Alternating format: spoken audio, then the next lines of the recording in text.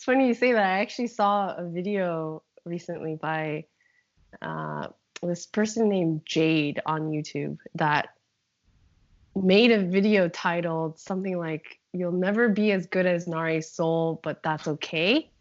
And I saw my face on the thumbnail, so I clicked on it. And Jade was talking about something along the lines of, some people have very fluid and natural abilities in music, and you don't always have to go for that if you don't want to. Everyone has a different relationship with music, and there was a part of the video that felt like I was being referred to as, oh, it just comes so easy to her, she's talented. But for me, I think it's completely the opposite. I think whatever strengths that I have acquired in music, performance, whatever, video making, it's come through many, many hours of problem solving for myself, because I feel like a lot of things in music haven't come easily to me, Mm. other than just a few things that, I don't know, I What do think you are. think? What do you think? Let's break it down. We've got technique. We've got. I mean, you can break it down however you want, but let's Yeah. say for now, technique, rhythm and time, ear. Relating to pitches. Where are your biggest strengths and where are your weaknesses? I think some of my strengths include the ability to recognize the core elements of what makes something sound a certain way, or what makes a passage, for example, um, pop, or what is it about this specific thing that we're examining in music that makes it a certain way. Can you give Uh, me an example of what you mean by that? um, if I were to, I mean, something that I show a lot on my channel is to go through different composers from the classical music repertoire, and I kind of identify key points about their style, their compositional style. Hmm. And of course, a lot of it is on the surface level, because to really go in depth, you have to you have to write multiple dissertations about this subject. But just maybe a Cliff Notes version of here are the key elements that stand out, that kind of make this sound this particular way. I think that comes naturally to me. I haven't.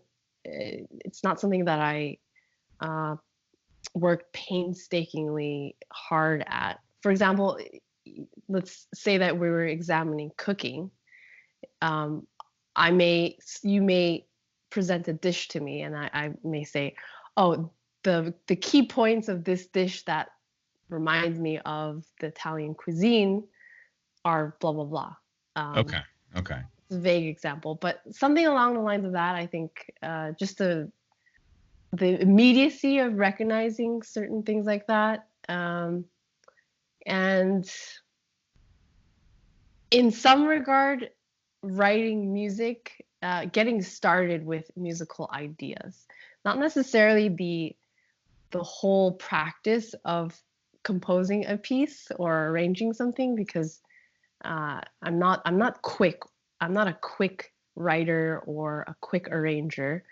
Um, but the ideas come to me naturally, and I think that does for a lot of people that have taken an interest in composing and things like that.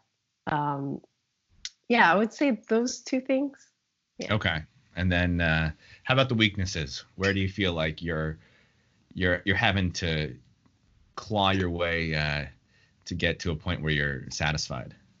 First thing is memory, and that applies to things other than music as well, because memory, a a less than ideal memory, affects other parts of our lives as well. But as a classical musician, a huge part of what is required of us, and I mean, not so much for me nowadays, but especially when I was really active as a uh, a pianist, um, is to memorize repertoire and to execute them in the most ideal way on stage, and I always had trouble retaining that memory, and especially on stage. So that was a huge struggle, and still is memory. And then also just technique in general. I know a lot of people think maybe the opposite, because I show a lot of technique on through the videos, and I focus on it. I talk about it a lot, but there's a reason why. It's because I don't excel in those departments, and over the years I've really worked hard on it. Yeah. But it's not something that I feel comfortable in. That's something that always gives me a little bit of anxiety when playing. Yeah. Yeah. I think that in regards to one's weaknesses, if you're interested in if somebody's interested in teaching, I think that teaching your weaknesses is like the best, because if you've managed to overcome those weaknesses even a little bit, like you're saying, you have an insight into how to do that versus somebody who just does something naturally and is just like, oh, I just do it. Yeah, definitely.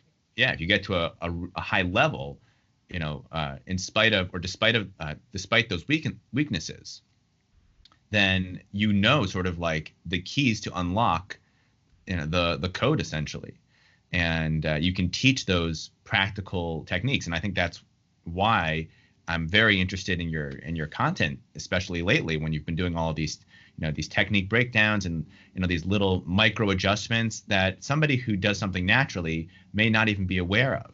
But because you've had to overcome, I know you say it's one of your weaknesses, so we'll just, you've had to overcome this. It makes you very aware of exactly what needs to be done in order to get somebody from, sort of a more amateur level to a more proficient level. So yeah, I think so. Weaknesses are very helpful in regards to teaching.